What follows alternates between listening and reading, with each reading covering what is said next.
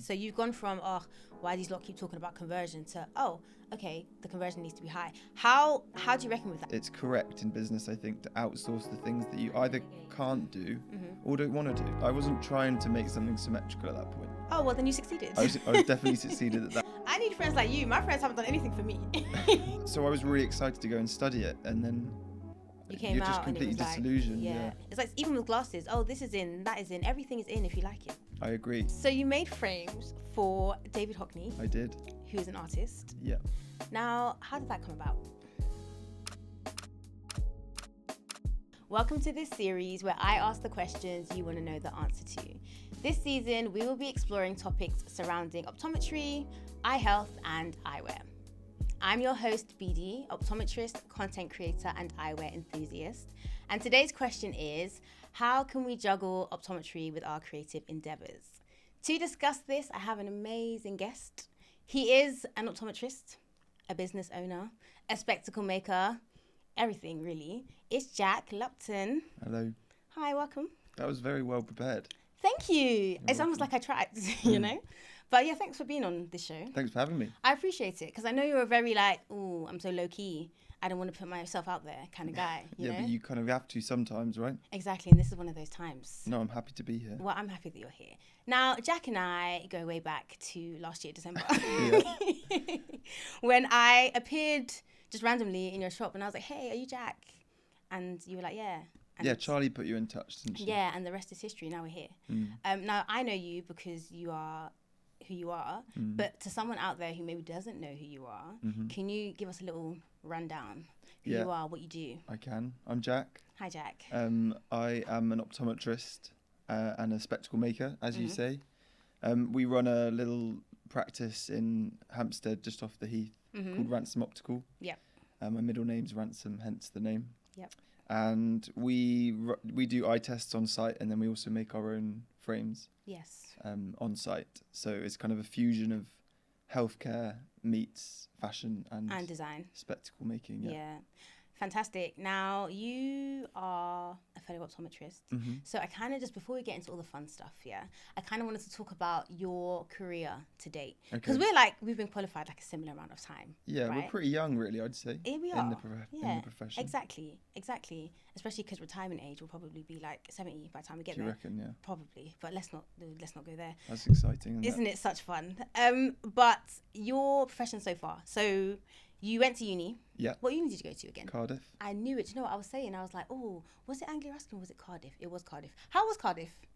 Really good. Why only those two? Because in my head, because we've spoken about it before, and in my head I was like, it's one of those two. Because they're the best two, right? Well, I went to Manchester, so my answer would be no. That's my point proven. Wow, what is your problem with Manchester? Manchester's a great place. Fantastic. I'm only joking. But Cardiff was good. Cardiff was amazing. Would you recommend it? I would recommend it very highly. Oh, very, very highly. It's a really fun city, and it's like 50% students. Oh, is it? So it's just really, really fun. Yeah. Because there's Cardiff Met, and then there's another one, which I can't remember the name of. Yeah. And there's just really fun atmosphere there. Wow, maybe that's where I should have gone. But no, because I loved Manchester. It was a great time. Okay. So you went to uni, and then you did a pre-reg. Did you do your pre-reg in practice or in hospital? Did my pre-reg at Specsavers. God forbid. Can I say that? On Tottenham Court Road. On Tottenham Court Road? Yeah, it was that was mental. a busy, that must have been a busy. They had 8 consulting rooms. How many pre-regs did they have? 3 when I was there. That's crazy. Yeah. I did mine in it was like a small store. Yeah, that's better. So there was like, I think 2, maybe 3 testing rooms total, and 1 was mine. Yeah. Which I think was nice. That's really good, because then you have so much more contact with the other supervisors, optoms there. Yeah. Ours was mental. I think they were just bringing in as many pre-regs as they could. Because they get paid for it, innit? So. Exactly. Yeah. And I was naive. I didn't realise what Specsavers was. And like the machine that it is. Yeah, it's a real machine. Yeah. It's a factory. Yeah. And I just didn't really realise, and I got through there as quick as I could. And never looked back. Never looked back. I was in and out, I think, in 9 months. It served its purpose. Yeah. So you finished, you did your OSCEs, you passed, yay. Yeah. And then where did we go from there?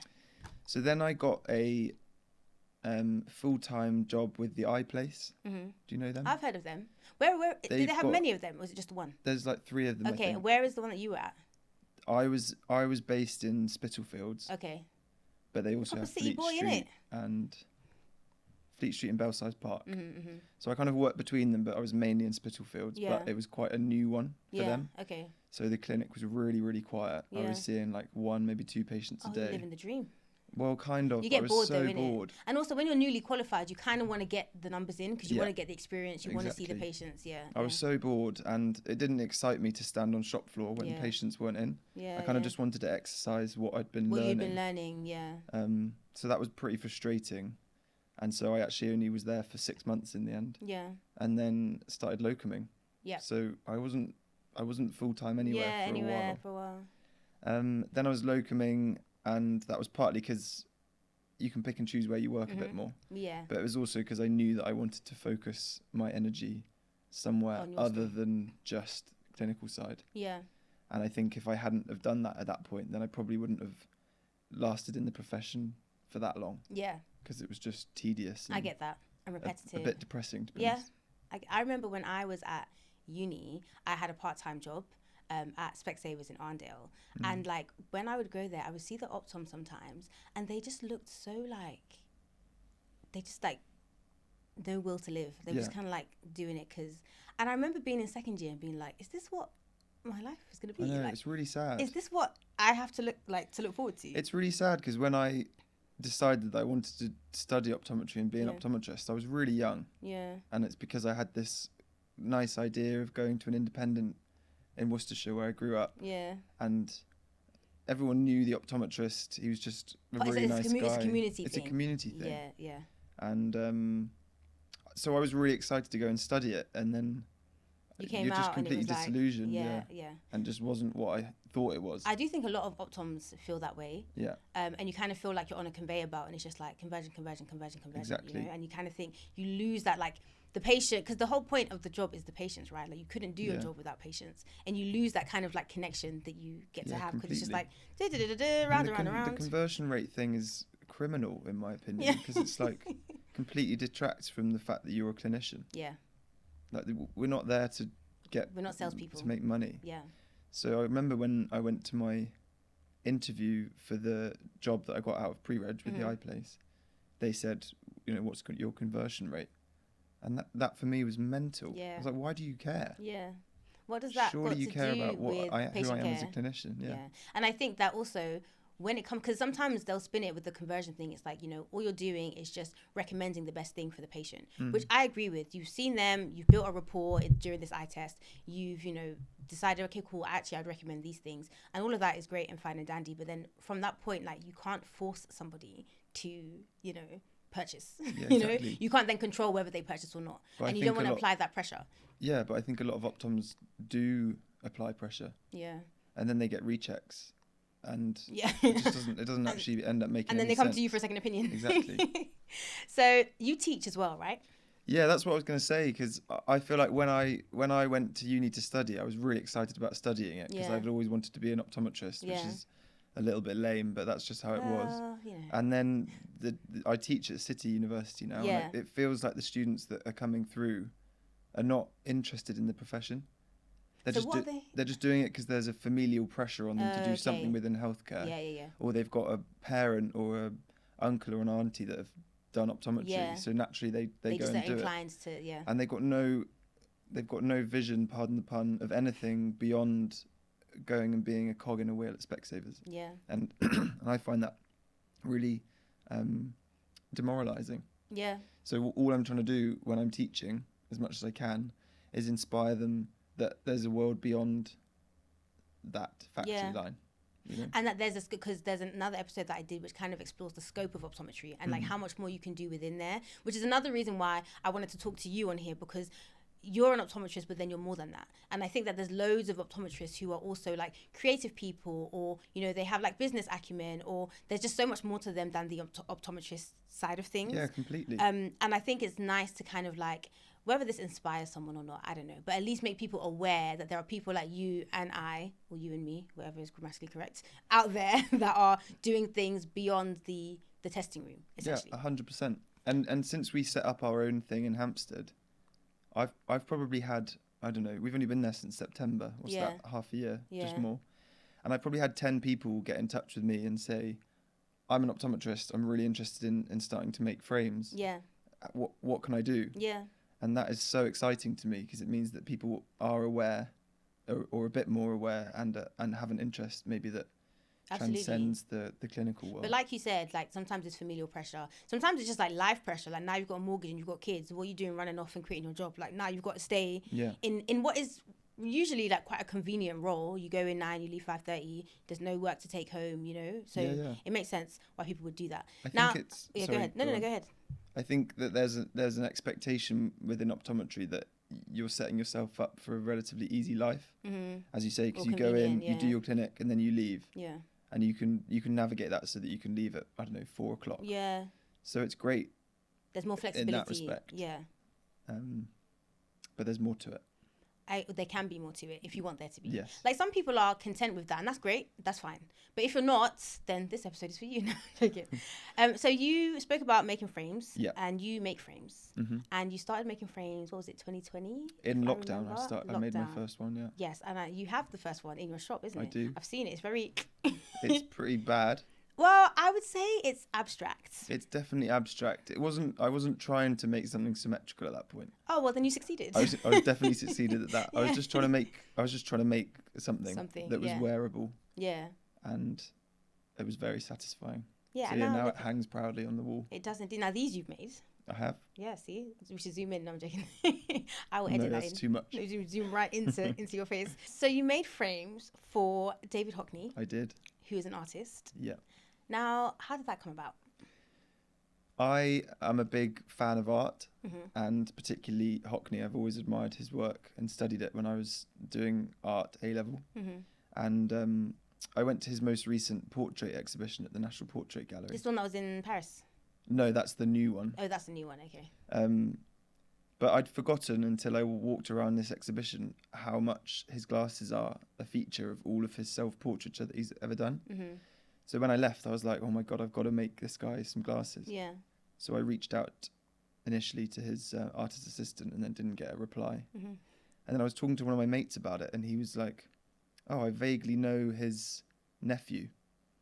These are the kind of friends that you need in this life. I know, but I didn't even realise that he had any connection. But this is also really good to say things out loud and to speak about what you want to do. Because if you'd kept that to yourself, we might not be here. Exactly. So I got I got the number of his nephew. Yeah. And said, I really want to make some glasses for David and I really want him to design them. And this guy was like, well, he can't design them because, to be honest, that design would be worth a fortune. But you can make some. Fair. Yeah. And I'll show him and see if he likes them. So I made him his yellow pair. Yes, the round ones. And then sent him a picture. And then this guy, Rich, replied and said, David loves them and he wants you to hand deliver them. So wait, did you make them and then, or did you design them and then send a picture, or you made them and then you sent it? I made them. Okay. And I found loads of, there's obviously a lot of Google images of him. Yeah. So I got loads of Google images of his face. Yes. Oh, and then you found different frames that he'd worn. So I had an idea of the sizing of it. That's what I was going to ask, yeah. So then I was able to design a frame that I knew would fit him. And then I sent them a picture and he said he loves them. He wants you to hand And you have that picture on the wall of your practice, don't you? Yeah. Oh, such a full circle moment. I love it. So then I went to David's house in Kensington and did him a very basic eye test on site. Yeah. Probably not legal, but and then statutes of limitations. Gave him these glasses, and then we put the lenses in, and now I've made him 5. And every time I go and see him at his house. So now that's your bestie. Well, I'm not sure. But then the best thing was that he's got this new exhibition that you just mentioned. Yeah, the Paris one, yeah. And so I was invited to the opening of that, which was insane because the last portrait in there. Yeah. He's just done. He's wearing his glasses. I saw that, the yellow ones. I saw that when I was doing my Googles. That's so cute. Really cool. Do you know what, Jack? Like, I don't know if I've said this to you, but I've said it in my head. When I grow up, I would like to be you. I feel like That's ridiculous. I feel like, and I'm also older than you. I feel like you really go for what you want, and I think it's a really good thing, right? Thanks, like I know Vivi. you're very like, oh, I don't really like to put myself up, but you really do go for what you want, and I think it's great. I think it's a lesson that we could all learn. That's really kind of you. Well, I'm not done though with the accolades. Okay. So you were featured. Can can I say the Rise and Fall thing? Yeah. Yeah, because it's out now, isn't it? Mm-hmm. You were featured on Rise and Fall, which is a clothing brand. Mm-hmm. And they're the ones that came to shoot you that time. They did, yeah. Was that the time when I was at the shop? Was it that day? Or was that a different brand? Yeah, no, we've done 2 recently. I think it was the other one. There was, okay. So they came to shoot you. Yeah. How was that experience for you? As somebody who hates the limelight, how was Really that for you? uncomfortable. Yeah, you seemed uncomfortable. Really uncomfortable. But it doesn't show in the footage, though. You look very natural. Thanks. Yeah, but it didn't feel natural. It didn't feel natural because you've got a camera in your face. Yeah, but don't you like selfies all the time and stuff? No. No, yeah, you I'm don't. not a selfie You're guy. not really, you're not. At all. Yeah. So I didn't love that, but I was obviously really grateful to be featured on their page and stuff. Mm-hmm. And then we got a good bit of traction off the back of that, which is amazing. Good. Yeah, exactly. Which makes it worth the sacrifice was worth it. Definitely. Yes. And I got some free clothes out of it, which is handy. Exactly. Yeah. Yes. Although you picked stuff that you would normally wear anyway. Obviously. No, but when you get free stuff, now that's the time to push the boat out to get stuff that you wouldn't ordinarily buy. But you and don't then often get free stuff. And I never ever go clothes shopping, so I was like, this is an opportunity to shop for free. For free. Fair. Yeah. Okay, well, do you know what? I'm sure you wore some colour today, though. That's good. Thank you. The red, would we say? This is red? I think it's red, orangey, red? I'm quite pleased because the rugby shirt seems to be back in fashion. Yeah. But this is why I don't respect trends. This is often a tangent. But I don't believe in trends because I feel like you should just wear what you want. I agree with you.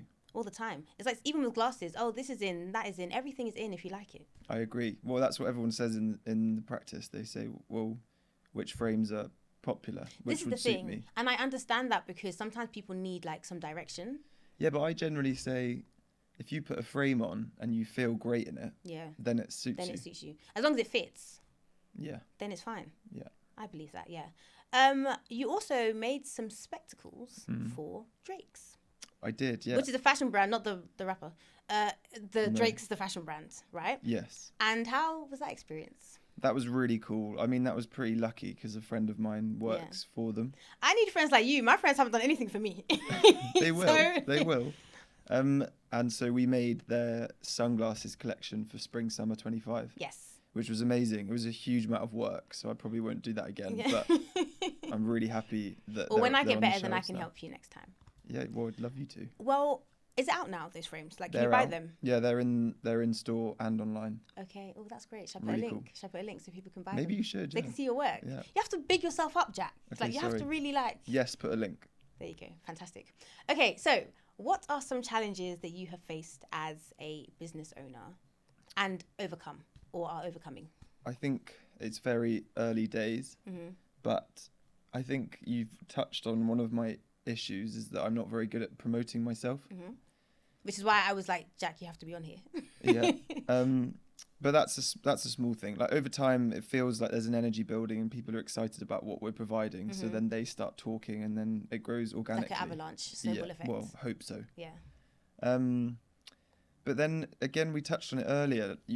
Suddenly when you're a business owner or more importantly, an optician practice owner. Yes. You have to, whether you like it or not, have an awareness of conversion. Yes, the commercial side of things, right? Yeah. And I, again, naively, I just didn't think about that. I thought I want to have my own space that I can do eye tests in and make frames. Yeah. But actually, you have to hope that patients will buy glasses. So this is the question, right? So you've gone from one side of the coin to the other side of the coin, right? So you've gone from, why these lot keep talking about conversion to, okay, the conversion needs to be high. How do you reckon with that? Like, how does that feel? How is that different for you?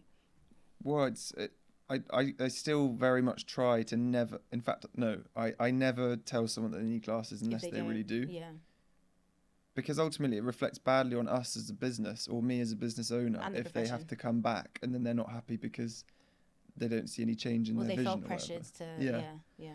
So I still don't ever push anyone to get glasses unless they really need them. But we have to, when we look at our books, see what the conversion is. Yeah. See how many people are buying frames and lenses, because if they're not, then there is no business. Yeah.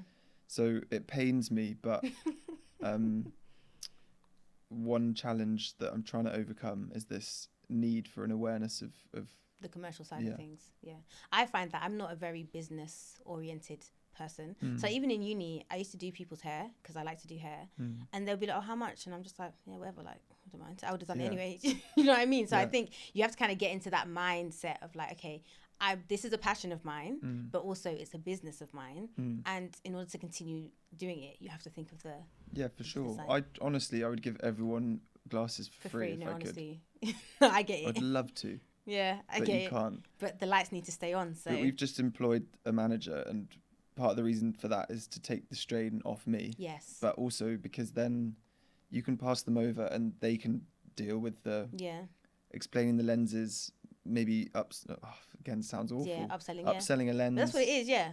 And that allows me to float around just being the good guy in the background, the good guy that does the eye test and makes their frames. It's like even with like artists or like actors or whatever, they have a team. Yeah. So even if they don't want to do something, they don't come across as the bad person because it's someone's job to be the bad person.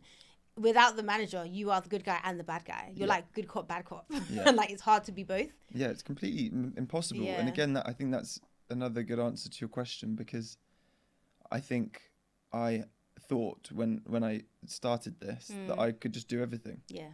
Because I already knew that I could do the eye test and I could make the frames, and like the accounting's not that hard, but actually it just is. Yeah. And there's so much to it. And you're only one person. And an amazing person, but just the one person. Any minute that I'm not in an eye test with a patient or making a frame, I have to be doing ordering something or calling a patient or an email or writing a referral letter or sending an email or dealing with an issue, and it's relentless. Yeah. So I guess the obvious way to overcome that is by hiring someone. But what I've learned about myself is that I don't need to be able to do everything. And no one expects you to be able to do everything. Yeah. And it's correct in business, I think, to outsource the things that you either can't do or don't want to do. Yeah. And that's okay. That's a really good That's what I'm still figuring out. Yeah. But I think that you're leaps and bounds ahead of where you were probably when you first started this, because coming to that conclusion and then taking steps to change it, like hiring a manager. Yeah, probably. But it'd be interesting to compare how I feel now versus how I felt in September when we opened. Yeah, or maybe how you feel in September coming when it's been a year, and then it's like literally from September to September. Yeah, it'd be interesting. It would be very interesting. I have a question. Where do you see Ransom Optical in 10 years' time? I don't know. And that's fair. I would be genuinely so happy if we have a single opticians in Hampstead that does really well and serves the local community and offers something unique. Yeah. Genuinely, that would satisfy Which is kind of what you're doing now, though. Yeah. But obviously, you know, when at the beginning I was speaking to investors or whatever, and they always say, "How is this scalable?" Yeah. And it's not scalable if you're just having if you've just got one. But I guess in a dream world, I would love there to be a Ransom Optical in maybe a couple in London or one in some different major cities around the world. Manchester. Probably not Manchester at the top of the list. What is wrong with Nothing's wrong with Manchester? What is your beef? But it'd be really cool if we had one in, I don't know, this is in a dream world, but if we had one in New York and one in Tokyo. Oh, I see what you're saying. Okay. But yeah, Manchester don't make sense then. But it's really important to me that the frames are always made on site. Yeah. So the ethos of the brand. So you hit a problem there straight away, because there aren't very many makers. Spectacle makers. So the only way we can do that is either by bringing someone in or training someone up, which I would love to do. Yeah. And one of the things we do in the practice is run spectacle making workshops. So I was going to ask you about this. Where we get people in and then they literally make their own frame. And I don't want it to be a closed book. Like if I can instill this excitement in frame making into someone else, then that is great for me. And you know, I think why that is really good is because it makes people value the frames more. It makes them see them as something that they can maybe get reglazed and like use again, you know, or maybe they can pass down, or maybe they can make into sunglasses this time. Or it kind of shows the value of, okay, yeah, it's a pair of glasses, but these were made by your hands. Yeah, for sure. I think there's a focus again on handmade products and artisan craft. Yeah. Especially in London, which we've lost quite a bit. Yeah. And so I'm really excited to be able to bring that back. I love that. As much as we can. I have one more question for you. Okay. I said this before, I always say it and it's really tense, as if it's a big deal, but it's not. What is one piece of advice you would give to somebody watching this right now? Never settle for something that doesn't make you happy, I think. That's a good one. Because there's so many people that do a job that they don't really enjoy and they live for the weekend. Yeah. And once you get stuck in a rut there, it's impossible to get out of. Yeah. And I think I was quite fortunate to realise quite early on that this profession was not going to make it for me unless I did something with it. Not in the way that it is. I feel the same way, yeah. So I actioned that at a really early stage rather than, as I say, getting stuck and then not being able to do anything about it later. Yeah. Or making it, or it would just be a lot harder to do something about it later. Yeah.